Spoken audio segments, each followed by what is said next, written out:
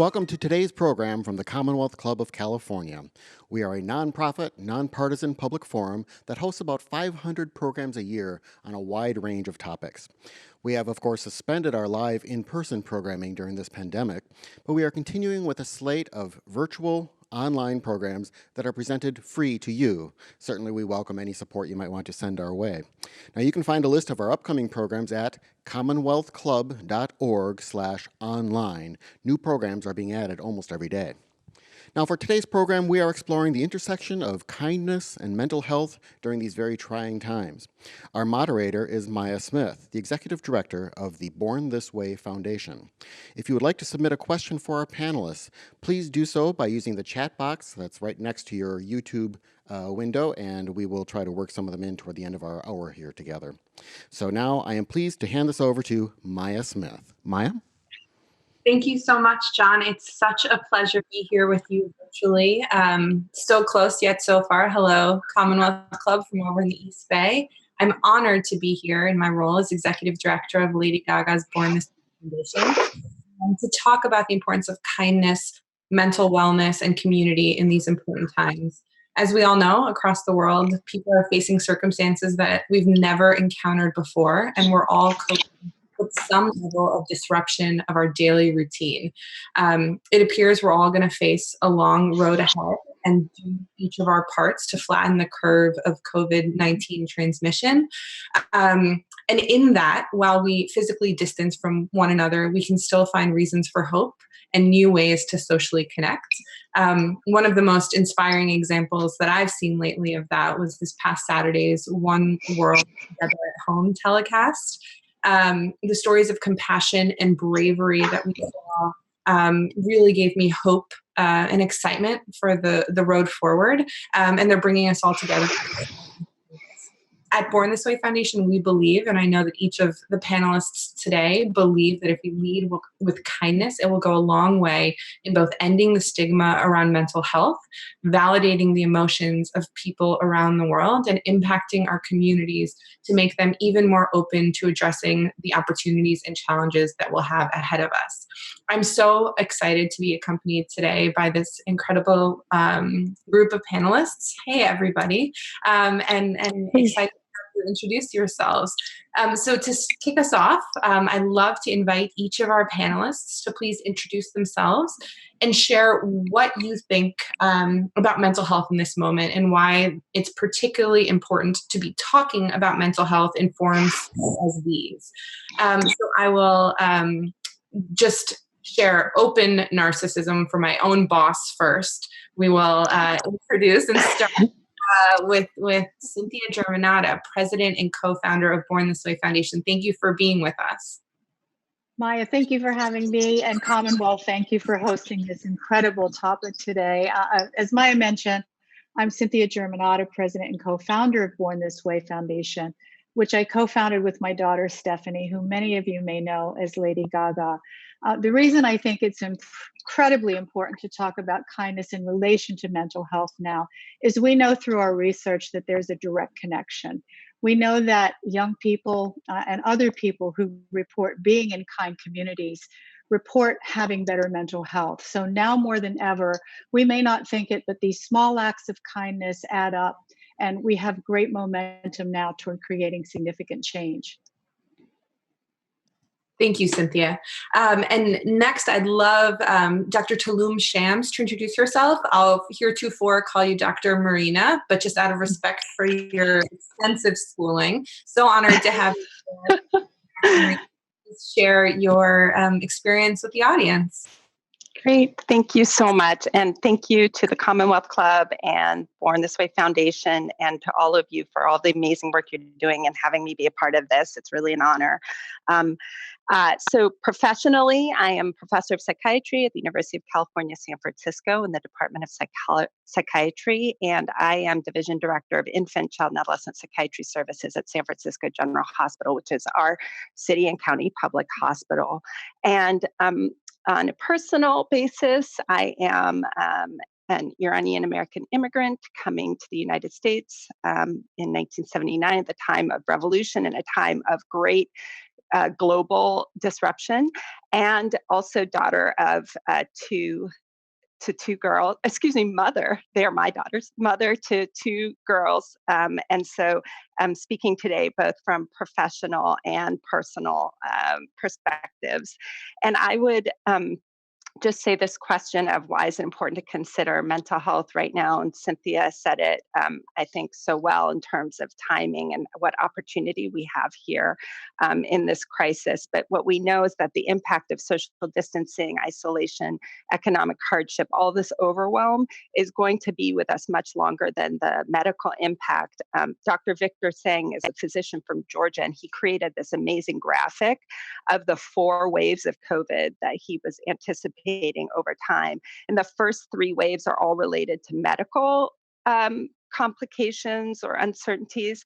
The 4th wave that goes out the longest over time is anticipated to be our psychic trauma, mental illness, economic injury, and burnout. And so as a prevention scientist and someone who's been working for 20 years in developing prevention interventions around mental health for youth, I would say we have a huge opportunity to shorten the duration of that 4th wave right now. If we do the work now to reduce the stigma and rapidly improve the access for mental health supports. And let's not wait for this to turn into a crisis, which is what is so inspiring about the Born This Way Foundation and the work that they're doing in that way.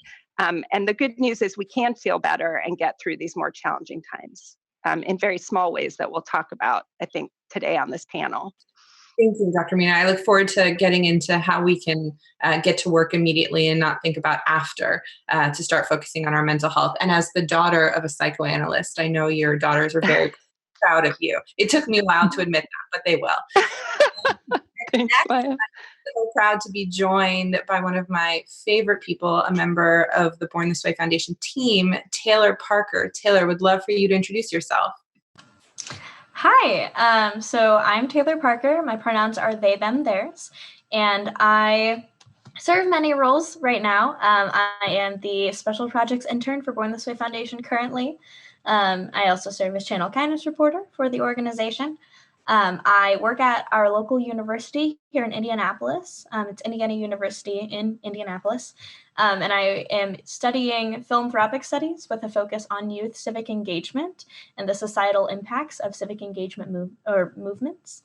In addition to that, I also teach at the university. I teach a course on celebrity philanthropy, or co-teach, which is why I think my partnership with Born This Way Foundation is so key to the lessons I'm able to pass on to them. In addition to that, I also manage a scholarship program or co-manage a program at the university for alternative break scholarships. These students create learning for their fall and spring breaks, and they give up the quintessential college spring break trip in order to take people that can sign up for these trips at a very low cost to different areas of the country to learn about social issues and do some quality service there in a lens of volunteerism, but more in a lens of how can we actually learn here from the people here and how can we contribute to the meaningful work that they're doing. It's a great program. I'm very proud to be in a position where I can be a part of so many student programs. And I'm very excited to be sharing today in this panel. Thank you, Taylor. Thank you. And last but certainly not least, Juan, a leader in the mental health space in California. Thank you for your work and a great friend of Born This Way Foundation. Juan, please introduce yourself. Hi, well, my name's Juan Acosta. My pronouns are he, him, his. And I've had the honor to work closely with the Born This Way Foundation team for a couple of years now. Among their Channel Kindness platform, which really changed my life and empowered me to be who I am today. So I'm so grateful for that. In addition to that, I am the program coordinator for California's toll-free warm line. I also serve on a committee for Mental Health America and California's Mental Health Services Oversight and Accountability Commission. So I'm so grateful to have all these platforms, and more so now than ever, these conversations are so important because we all know that humans want connection. And it is important to foster these proactive conversations and make people feel like they have someone to go to, someone to talk to, no matter where we are, And even in our own homes, fostering these proactive conversations with our siblings, with our parents who sometimes don't foster these conversations. Thank you so much, Juan, and way to go on the whole acronym of MHSOAC. I can never do it. So let's get into the conversation. Cynthia, I'd love to start with you from the experience that you have both personally as a mother of two young women as well, but also just so deeply within the work of Born This Way Foundation. What are some of the things that people are struggling with right now? What have you been seeing through, whether it's your tea time conversations, the research that we're doing? Would love to hear what you see in this moment. Yes, we're seeing, across the board and certainly across the world, people are experiencing circumstances that are unprecedented. And it may be what I'm calling the firsts for so many. It's the first that our lives are just completely disrupted, the first times of all the rules that we're facing with hand washing and staying socially distanced, that we at Born This Way, though, we like to refer to it as we're physically distant, but it's important to remain socially connected. So many of us are just experiencing on a tremendous order of magnitude these new changes to our lives. And I believe there's two leading factors that are contributing to what I call two clouds. There's a cloud of uncertainty, and there's a cloud of a lack of control. And when you have both of these going on and competing at the same time, it really leads to heightened anxiety and heightened level of stress.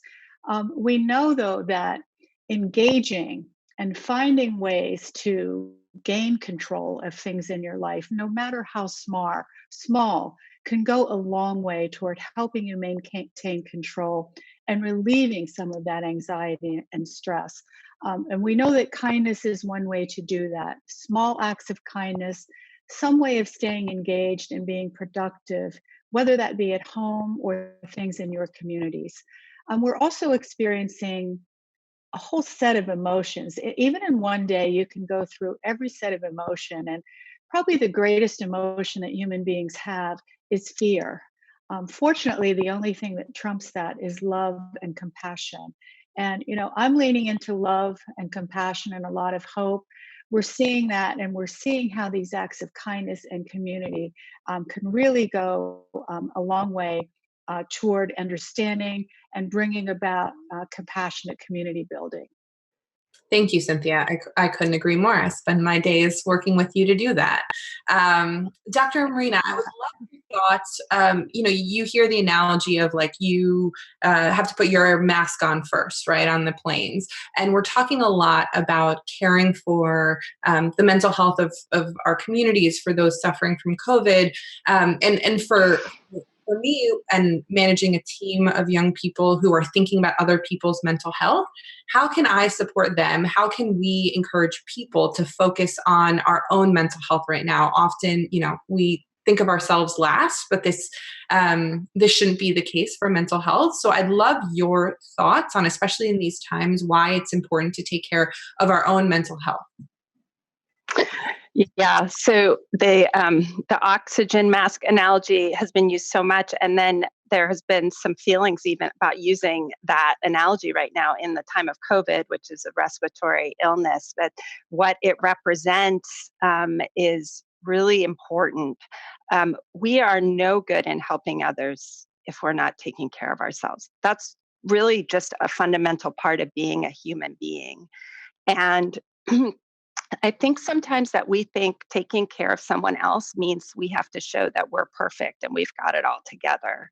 And actually, I would say in this crisis in general, it's sometimes very much the opposite. When I think about young people and their friends and loved ones and parents in their lives, let's just say, or it could be other caregivers, not necessarily parents, but ultimately we are sometimes afraid that to say like, this is hard, this sucks. I mean, and what happens when you do that is that there's a moment of connection, and doing that is taking care of yourself and showing them you know how to be real and be accepting of that this is hard, and then connecting to, okay, now how do we do this together? How do we get through this together? And that's a way I really believe of taking care of yourself, putting that, that oxygen mask on, as you said, and then taking care of the other as well. So I think that's a place to start. That's a great one. And I, as it turns out, I'm a good executive director, I hope. Worst first grade teacher in history, truly just very bad at teaching first grade. And so I've said every night I make a failure diary, a note in my iPhone of the different ways that I've failed that day, and sort of naming and releasing them has been a really good self-care practice for me. Siri did remind me the other day that I had not listed my failures in a couple of days. So that was not very kind of her. Yeah. But that's exactly it. So yeah. I would say too, sorry, can I just add something to that? I would say that it's got to be that, and so we can't just like not having some sort of optimism or connection or kindness or something in the mix of all of that is really, really important. I think it's good to acknowledge our limitations and to empathize and to say that this is really, really hard and I'm scared too, right? But sometimes, especially with parents, caregivers, adults, and young people, that can feel scary if it's not mixed in with, okay, how are we going to get through this together? What's the connection going to be? What are we going to do? And I'd love to bring you into this conversation, because I think you sit at that crossroads that Dr. Marina just mentioned, right? You engage in so much kindness and community building as a way to care for the mental health of others and for yourself. So we know from research at Born This Way Foundation that young people believe mental health is a priority, but less than half of those young people know where to go to access resources around mental health, practices around mental health. So Juan, I'd love you to speak to that delta and tell us what you do to support your mental health right now. I do a variety of things. Thank you for bringing that up. As you mentioned, it's oftentimes we do put ourselves last when we are trying to provide support for so many other people. But when I began my advocacy work at the age of 13, it was my way of coping in a way that I was able to support others, but at the same time, I was able to build a support group for myself and learn what I needed to learn about the mental health system. I didn't have the knowledge to guide through the mental health system. So it's different approaches that have really helped me. I've learned to manage my anxiety by dancing. I've learned to manage it by doing meditation, and just having that support group that I know I could go to in my safe zone, which is being with my loved ones. Absolutely. And unfortunately, so many of us right now can't be with our loved ones. And so we're finding new ways to socially connect and build those relationships. Taylor, I know that your shelter in place experience has week one. So I'd love to hear what advice you have for a person who's sheltered in place with someone that they love, be it a friend, family member, a guardian, and you want to talk, and they have a mental health concern. How do you support someone else during this period? Absolutely. So I think at the basis of supporting someone with mental health problems that you are sheltered in place with right now, I think at the heart of it is just having trauma-informed conversations. And by that, I don't mean asking them, at your nightly check-ins, what's your biggest fear waking up tomorrow? But it's more, understanding that everyone is going through a collective traumatic experience. Everyone is carrying their own mental baggage or mental health problems into this scenario. And we can't act like we can leave that at the door and just focus on the COVID-19 pandemic right now. And so, these tricks or these conversations can happen with anyone of any age, right? So I am sheltered in place with my partner, who is 22. I'm sheltered in place with my little sister, who is 12 years old. My sister has high anxiety. My partner has depression, and we're able to have these conversations while also taking in self-care practices that you learn in trauma-based therapy and mental health care. And so whether that is box breathing, specific breathing exercises, whether it's skills that you can get from a cognitive behavioral therapy workbook, I think all of these opportunities for coping need to happen in these conversations, not at the end once we've all taken on these heavy ideas. Yeah. And Taylor, I hope your partner wouldn't mind if you share with our millions of viewers. But do you mind sharing the vision board? Because I think sometimes we overcomplicate what kindness and support can look like. And I love this example. So I'd love for you to share that. Yeah, should I take my computer on a little house tour real quick to find it, or do you want me to just talk about it? If you want to talk about it, and then you can go grab it while Cynthia's chatting, that'd be awesome. Yeah, so we have decorations in my apartment. We try to keep it filled with art. And I saw something taped up in my kitchen not too long ago. It was a sheet from newspaper filled with just Arby's coupons. It was taped to the wall. And I asked my partner, what is this? Why is it taped to the wall? And he said, oh, that's my vision board. That way I know what I'm looking forward to once this is over. And I don't eat at Arby's, but he is so excited for the opportunity to go back and safely get some mozzarella sticks. Yeah, and that's so real. And finding those opportunities, however they come up, whether coupons, vision boards, reminders, whatever it looks like for you, I think that's important. Thank you. Thank you for sharing that. Of course. So, Cynthia, Dr. Marina talked about measuring optimism and kindness with the reality of this moment. Would love just some of your thoughts on what do kindness and connection look like in a virtual world? Some people that, I often feel like this extroverted person without my tools, right, to be kind in the world, but that's not the case. There's so many ways for us to continue to build community and connection and share kindness. So would love for you to share some of the favorite examples that you've seen so far. Of course, and kindness and connection are so incredibly important right now. Not only kindness to yourself, but also kindness to others. But I'd like to start for a moment with yourself and go back to something Dr. Marina said, and that is that this is hard.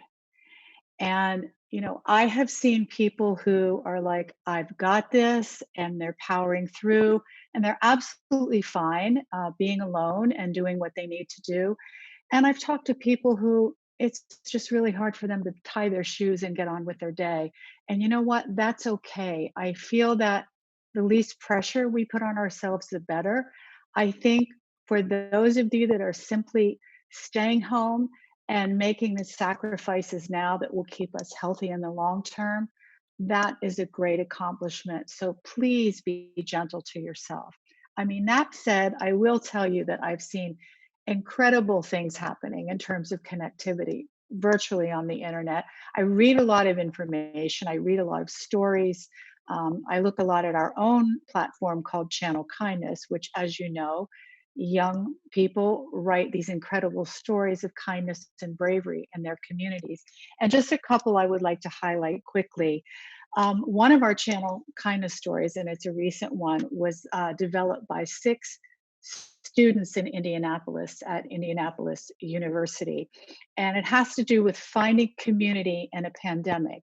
And they developed an app that really started as a Facebook page around sources for, food sources in their communities. And what they realized was the incredible lack of knowledge about where to go in your communities for resources.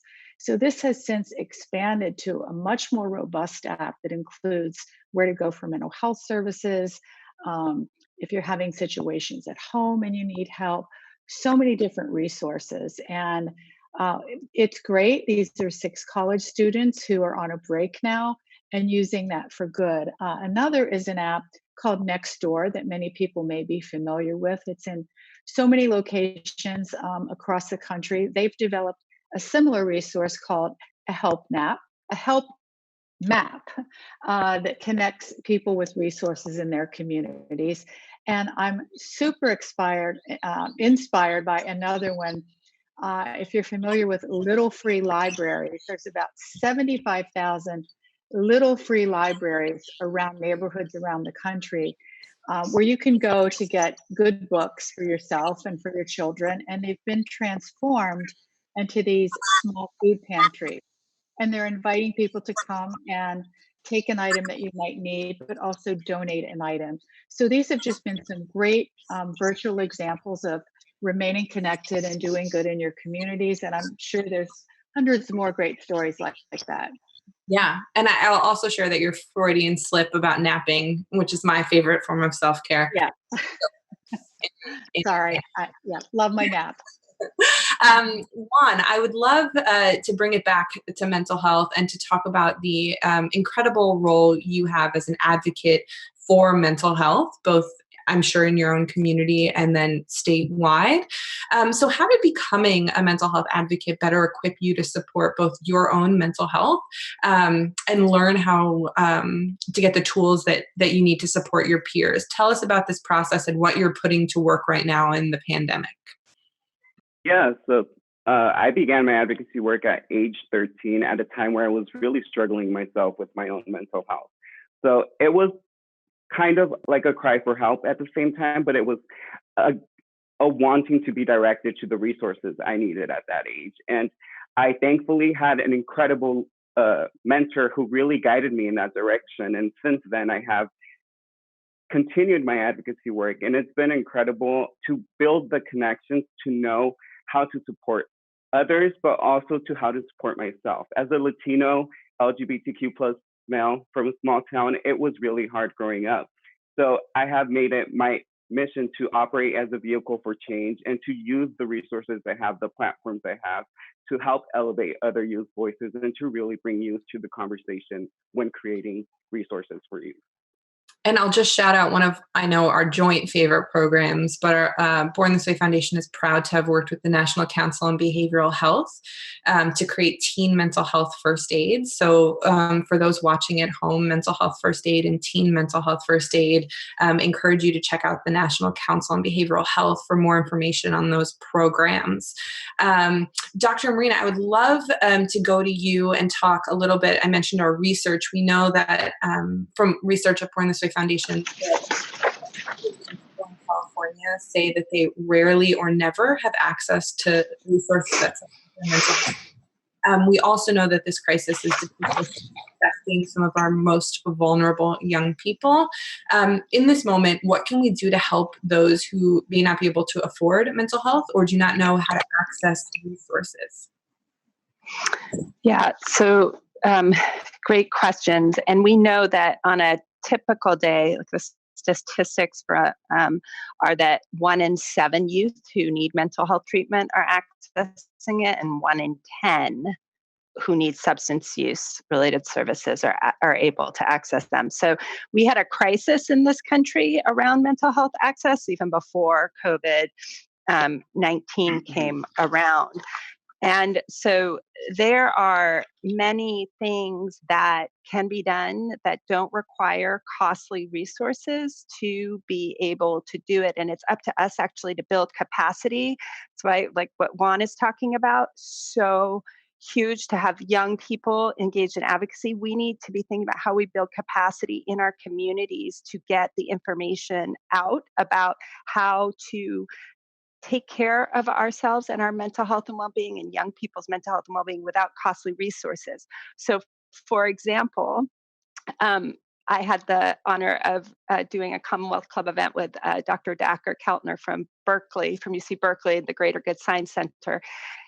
And, his research shows, and it's consistent with what Cynthia is talking about and what you're working to disseminate and advocate around as part of the foundation, but that these small bursts of self-regulation activities, small bursts, we don't need access necessarily during these moments to a 50-minute therapy session that has to be billed to a therapist. We might need 15 minutes 3 times a week to check in with somebody who is going to help you to identify how are you doing, what's going well, what's not going well. Or it could be something that doesn't even involve a mental health professional, going on a walk and talk, I've been calling them, with a friend or a loved one, 10 minutes, and you can walk inside your house if you can't get outside. Sometimes our neighborhoods aren't such that we're feeling safe to go outside, or we're not able to leave taking care of others inside the home. There are many different ways to kind of think about how to do this. Dacher's work talks about awe-inspiring moments and how that actually has a biological effect on our immune system. And they've shown this in their research. Looking at photos of landscapes, there was a Twitter feed that went viral asking people to post landscapes, pictures of places around the world that inspired them, or maybe that they had been with no people inside of it, and said, let's travel the world together. His science would show that that has a positive effect on our immune system in a way that will keep us healthier and better. So advocacy, community capacity building to get the information out.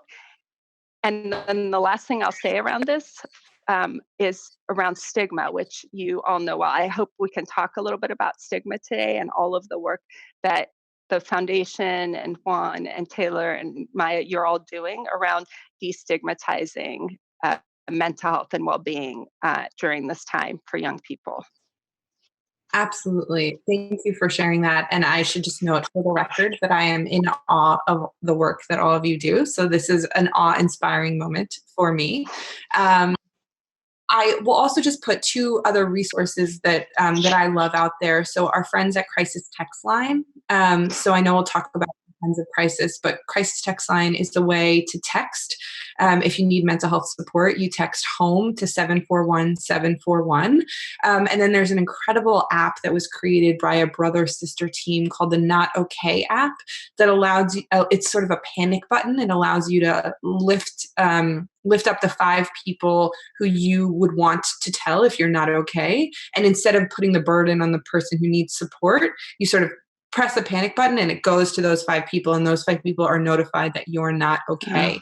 And this this story is inspiring. So please check out Not Okay app and learn about their origin story. It's incredible.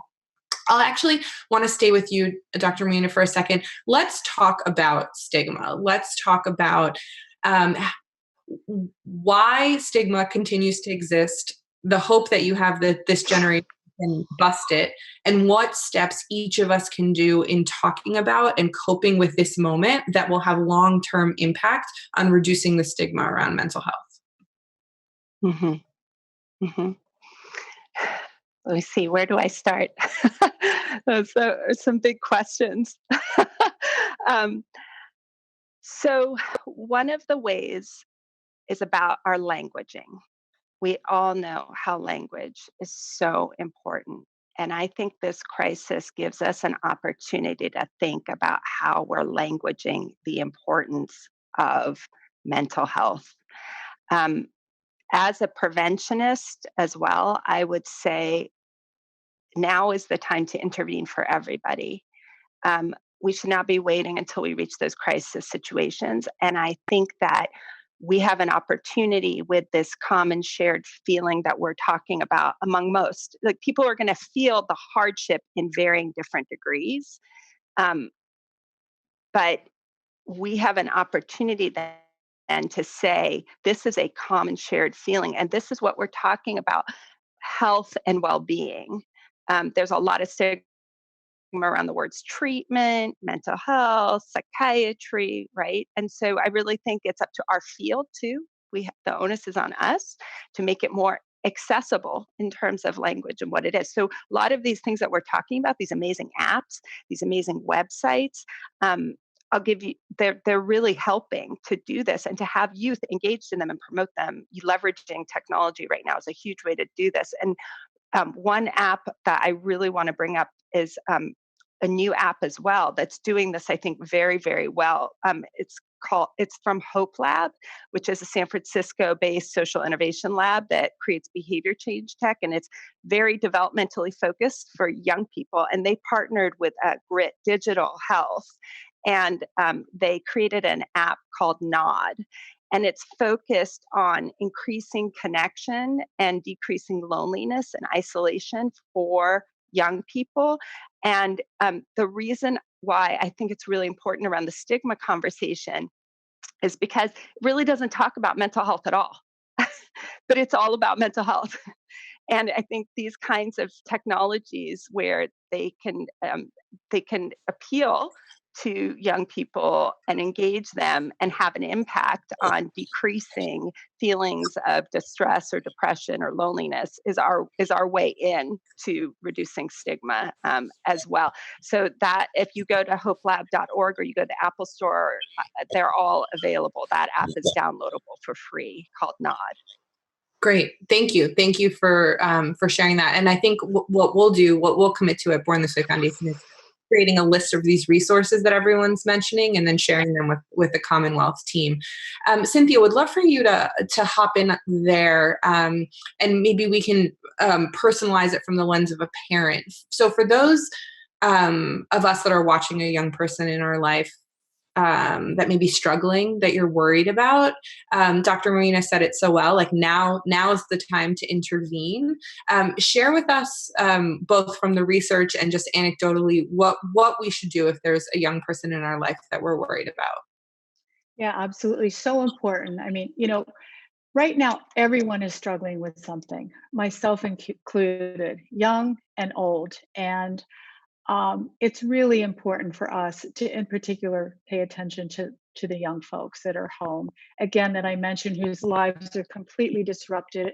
And when they do go back to school, their lives will have changed, and they're also going to have to adjust to that. So we know from our research that there are 3 primary reasons that young people don't talk to their parents or to an adult about a mental health issue. The first is that they don't really feel validated. Their emotions don't feel validated. So, for example, I talk myself, I made a lot of mistakes as a parent because I felt like I was listening, but not necessarily understanding where they were coming from and validating that what they were feeling it was very real to them. And in many cases, I would jump right into my instinctive parent mode of being a fixer and offering solutions, but they really just wanted me to listen and just validate that what they were feeling was correct. So validation is one reason. The second is a fear of being judged by an adult or by their parents. So that's part of the stigma, is they're about to share something that's so private and so personal. And then if there is any kind of criticism that's laid on top of it, they're even more reluctant to talk to us about it again. And then thirdly, which I thought was really interesting, they don't share a lot with their parents because we don't share a lot with them about our own mental health struggles. And it's okay. And I think now is a perfect time to do that because we are all struggling with something. And I think that might be an icebreaker to say, you know what, honey, this is what mommy's feeling, right? This is what I'm going through day to day. I can only imagine how you might feel it. So I think for young people now, what we would recommend at the foundation is to try to open that conversation. Don't necessarily wait. Let's use our instincts.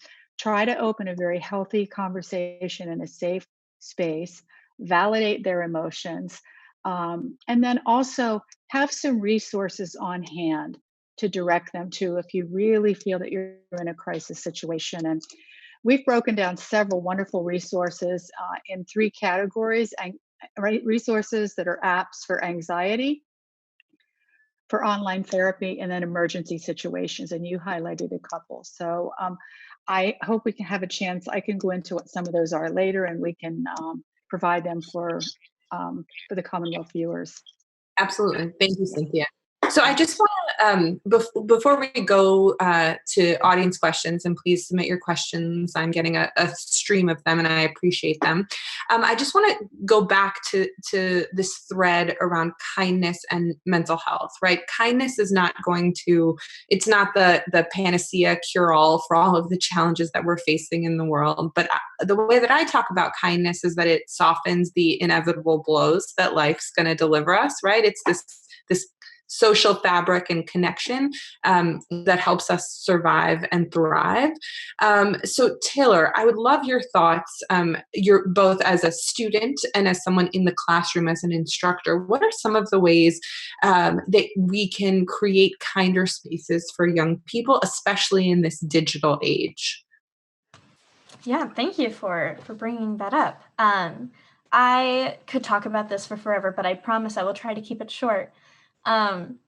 I think it really, there are three things to focus on here, right? And so the first being intentional understanding, echoing what Dr. Marina said earlier about being able to say, this is an awful situation, and I'm able to understand that for myself and for you. And I'm not going to acknowledge that it's awful and then ask you to do everything that you were doing before this happened, right? We can't continue. The second part is creating intentional offers. And so instead of asking, is there anything I can do for you? Or just let me know if there's anything I can do. Thinking and being intentional about your offer. So offering, would you like to, as an instructor, would you like to meet up for an office hour? One-on-one, I can talk you through the assignment.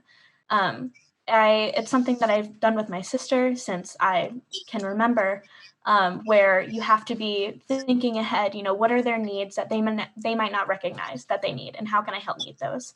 And the third part, as an instructor and as a student, is just minimizing the opportunity for shame or discrimination in the classroom. So one of the great things about higher education that I really appreciate is that when everyone shows up in the classroom, everyone shows up on the same plane, right? Everyone wears sweats, everyone wears tennis shoes. I mean, sure, you have, a few kids that really want to dress up, and that's great. I love seeing their outfits, but that's not for me. Whereas when we're all joining, on Zoom at home, you can see what everyone's living situation is, and it takes away the equalizer that in-classroom education has. And so, as an instructor, I'm trying to be mindful, what are fun things that our class can do? One of my students suggested, we all just dress up really fancy on the last day, but I acknowledge that not all of my students have formal clothes that they can wear for class. Another being, do I want everyone to have their cameras on for class? Is that absolutely necessary? While I would love to see their faces, I also don't want them to feel uncomfortable about sharing their background or their living situation. And so it's really just trying to think, how can I make sure everyone feels like they can be their whole self? How can I be authentic with them in a way that will make them want to be authentic with me? And I think that's really the best way we can build these kind communities online and virtually. Thank you, Taylor. And these intentional invitations I have, you've taught me so much in so many ways, but that is one of the things I wrote a story about it. It's just, I'm in awe of your ability to hone in on unmet needs and meet them. So thank you. Thank you. I would love to ask you, there are many young people and people of all ages right now are working in new situations, whether it's remotely, whether they're essential workers and they still need to go to workplaces where they're perhaps uncomfortable or fearful of the conditions. I'd love for you to talk about the impact of kindness in the workplace. We know, again, from the Kind Communities work that people who describe their workplaces as kind report higher mental health inventory scores. Tell me a little bit about the characteristics of a kind workplace, and for those of us who are managing remote environments or just managing new workplaces, how we can infuse kindness there as well.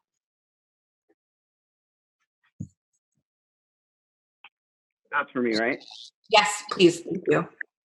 Well, thank you for bringing that up. I want to echo what Cynthia said, that is being really transparent and vulnerable yourself and letting the people you work with know that you might not be feeling the best. I supervise a team, and for me, it's important that I don't just touch upon safe spaces when I'm training people at the beginning when they're a new employee, but what can I actually do to ensure that that space is actually kind and safe for them? It's not just putting up a poster that states it, but what concrete actions am I taking to ensure that all of the team feels both safe and that we are all being kind to one another? And that is holding space for conversations that are proactive, how we're feeling, how we're dealing with it. That way people can grasp, if they'd like, what they could take to support themselves. Sharing resources with the team might be really helpful, and really asking them how they're really doing. Not just a small talk asking, oh, how are you? And just letting it go, but how are you really doing? We know it's a tough time. So these proactive conversations are so crucial. Absolutely. Thank you. Thanks, Juan. Marina, I'm going to take the last question, send you the last question, and then we're going to open for Q&A because we were just getting some incredible questions. So Dr. Marina, we're having this whole conversation based on these questions people are ready to talk about mental health. If I walk into my teenage son's room and say, "Are you depressed?" He'll say, "Yes, I am, and thank you for and here's how I'd like help," right? So that's not often the case. So if we have a loved one who who is not yet ready to talk, then we are prepared to have that conversation, but we know it needs to happen. Can you give us some tips on how to open that dialogue with our loved ones if we're worried about their mental health, or even if we live in a household where it's been stigmatized and we haven't yet ever had a conversation around mental health with our kids or parents? Mhm. So, thank you for talking about that because I mean, both personally and professionally, dealing with that as we're raising children.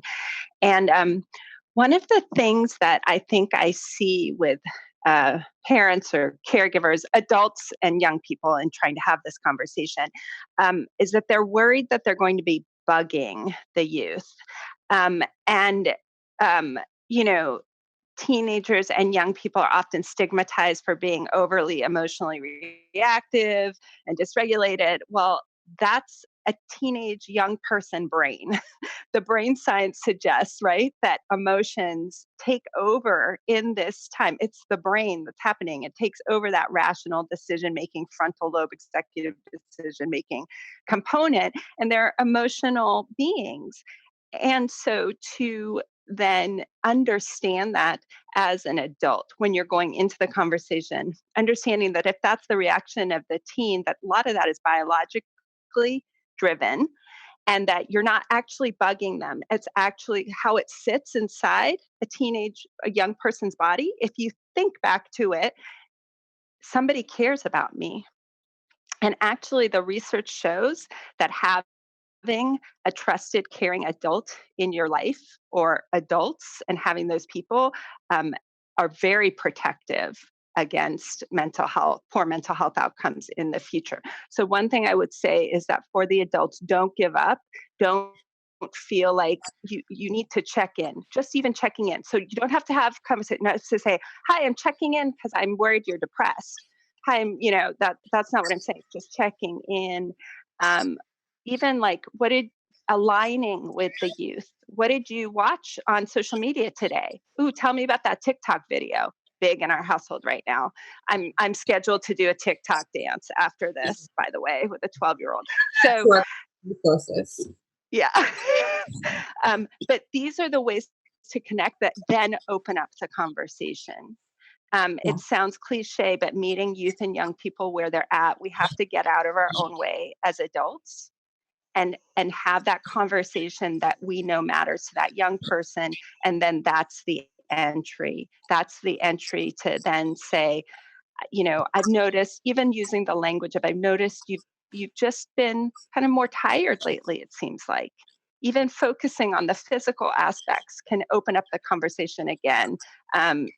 Just leading it down that path. So those are some of the things. I know we need to move to question and answers because I could also talk about this forever, but those are some kind of the more immediate suggestions, I would say.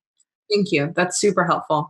So I'm going to use one of these questions to close it out, so everyone will get final words. But let's try and get through some of these incredible questions. So Taylor, I don't remember how old 12th grade is, but I feel like maybe around 5th grade. So I'm going to direct this question to you. So Michael asks, he says, as a 5th grade teacher, how can I help my students with their mental health remotely? Would love some suggestions from the Parker household. Yeah, so this is great because I spent the entire morning trying to do 6th grade math, and I realized I don't understand fractions. I think a big part of being able to help your elementary and junior high students that have to finish the school year virtually is going to come through how you can help their parents and those that might be helping them at home. I know personally really, really hard to keep my cool when I felt so incapable of doing 6th grade math. And I could tell that the frustration was making my little sister a little bit uncomfortable. And so I had to take a step back and I had to breathe. I think being able to provide the resources to parents on, we are not expecting you to be able to be a teacher in this subject. We are not asking that. We are just asking you to try and to help your students try, to help your young ones try. And with that, maybe reminding them that, these conversations about mental health, like Dr. Marina, like Cynthia spoke about, these conversations with them need to be happening, even if it's not, deep diving, just how are you feeling today? Do you feel like you can focus on this right now? Or where is your focus? That's so important. I think holding that, we need to talk to the students and the parents, right? I get the daily digest of all the seesaw activities that they need to do, and it's overwhelming. So making sure that you're talking to the parents and the students, that's so important. Juan, I'd love your thoughts on this, because I know that this is something you've dealt with personally as well. So Jacqueline Powell, hi Jacqueline, asks, what do young people do when their families are stressing or suffering and worried about COVID-19? How can we help if we as young people see our parents stressed out? Definitely. Thank you. I feel like just really sitting down with them and acknowledging that they also struggle and that we all are in a collective struggle right now. A pandemic is not normal, and it's definitely changed our lives tremendously. So if some of our parents aren't as tech savvy, they don't know a lot of the resources that are available. So maybe you as a youth, even though it might be hard to support others, especially your parents, maybe if you have the knowledge and the opportunity to provide them with resources that you might find online, that might be really helpful. Thank you, Juan. That's great. Dr. Marina, I'll go to you. Colleen Sanford asks, she says, thanks for this program. And then she says she's looking for tips for supporting youth in telehealth. How can I foster more kindness and gratitude to support their mental health?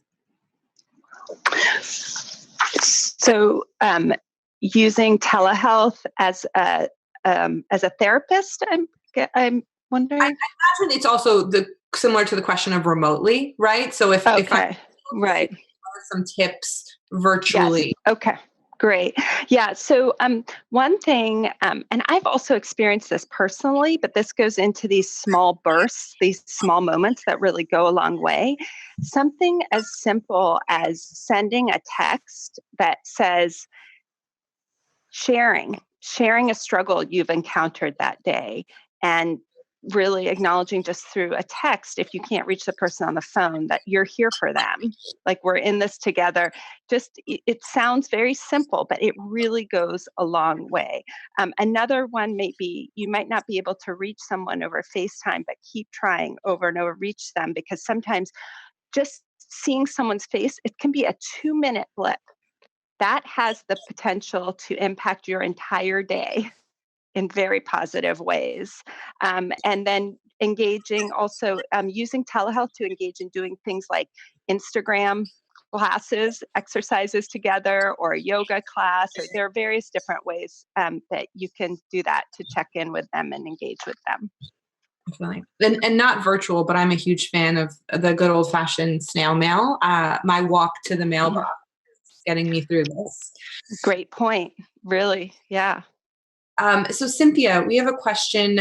What are ways we can help others, our friends and our communities right now that do not cost money? I think recognizing the incredible burden that is facing so many families with loss of wages, with just uncertainty, reaffirming that kindness and community doesn't have to cost money. What are some ideas that you have? Yeah, absolutely. And some we have actually implemented through the foundation. One, we were just talking about the classroom. Thank you, Taylor, for your comments there. But one is to write thank yous to your teachers, some of your favorite teachers. That can come from parents, that can come from the students themselves. And that, it doesn't cost anything. And it also, you find, when you give kindness, it also makes you feel good and forget some of your own troubles. So, that is certainly one way. I'm just in the process, and I know some of our team members at Born This Way Foundation, we have been sending some foods, whether that's pizza, empanadas, desserts, to local hospitals that are in need. They barely have time to even eat. So it's really like a great break for them. So sending food, if possible, to your local hospitals is another way to do it. Um, a buddy system, maybe finding a pen pal and writing notes back and forth, keeping in touch, connecting, reaching out to somebody you may have lost touch with, and reestablishing some touch there. That's just a couple of ways to get engaged. And then I'm also a fan of journaling. It's just writing about this experience that we're all collectively sharing together. Yeah. Great. Well, I'm going to ask myself a question. So someone asked, Maya, is there a difference between kindness angels and kindness punks? And I just want to take a second to reaffirm Dr. Marina's statement. There's absolutely not. I use both interchangeably on social media. Putting positive content, just using positive words with yourself, with others, writing them down, coloring them in. It is so, so important. So I use very flowery language, and there is, in my mind, no difference. But I just want to reaffirm the importance of the language that we use in our heads, out of our mouths, on our social media right now. So I'm going to ask in closing, one of our friends, Ali Borowski, the founder of Find Your Anchor Box, an incredible resource, tangible resource on suicide prevention. She asked, what are your favorite anchors right now? Something that's bringing you extra joy in these moments. So we'll start with you, Taylor. We'll go Taylor, Juan, Cynthia, and end with you, Dr. Marina. Would love for you to share what's bringing you joy in these moments and any closing words you have in these last couple minutes. Taylor. Absolutely. So I have two podcasts that I listen to when I can. They're called Meditative Story and The Anthropocene Reviewed. And both just give me some time to sit and reflect, and they leave me feeling more human and more connected. And that's really the most I can ask for right now. The second, and I've talked about this in our team meeting before, is just skincare. And I don't mean anything luxurious by that, but just taking care of my skin. When I was in high school, I was in rehab for an eating disorder. That skincare is one of the best coping mechanisms you can have, because it's a time when you're forced to be gentle with yourself. And so as you are, washing your face or moisturizing your arms or your legs, be thinking about, how can I be gentle with myself outside of these moments as well? Thanks, Taylor. Juan. For me, it's really listening to music and dancing. I did it when I was growing up as a method to cope with my anxiety. So just doing that really helps me stay connected with my loved ones is so important to me as well. And I just want to shout out, and I'm really grateful to be a part of the Born This Way Foundation team as an intern, and seeing all your faces all mornings is incredible. Likewise, Juan, likewise. Cynthia. Yeah, connection to friends, family, colleagues it gives me comfort, and it also makes me smile and laugh. And I think that's really important right now. What brings me joy is my ballet. I've been taking online ballet classes. I've danced for many years, and to be able to continue that is real joy to me. And the last, I will bring it down to kindness and quote my daughter, who said that, everybody's talking about financial and economic currency these days, but she's talking about kindness currency. We all have it, it's free, and we can all give it. And that's a great source of joy, and it's a great source of connectedness and uplifting everyone's spirits. Thank you. And Dr. Marina. So it's connection, and it's come apparent to me in two different ways. One is actually similar to what Juan and Cynthia, well, actually everyone has said, but is actually seeing my colleagues' faces, those who are on the front lines delivering care remotely to youth throughout the San Francisco County, and just being so inspired and finding inspiration wherever that is for you. We can all find that somewhere. And the second piece is the ability to go between my meetings, to go upstairs and kiss my daughters and hug them. Like, I never get to do that. That's like one of the things, and so that connection, that physical connection is just such a silver lining to me right now in the midst. And so whatever that physical and connection and inspiration is for everyone, I encourage you to find those and deliver those to yourselves in short bursts throughout the week to keep you going.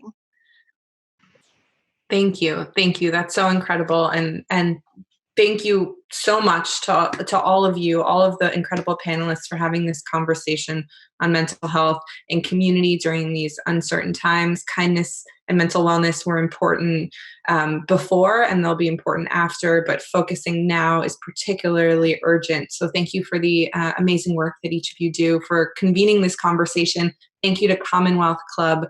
We hope that this is just the beginning of a conversation. We want to continue it online. You can visit commonwealthclub.org/online, and we encourage you to continue the conversation on Born This Way Foundation on our social media handles, on Instagram and Twitter, and in the foundation groups. And you can follow Dr. Marina and get more of her incredible advice at @MarinaPsych. Thank you again for this incredible conversation. And I'll let the Commonwealth team take it away.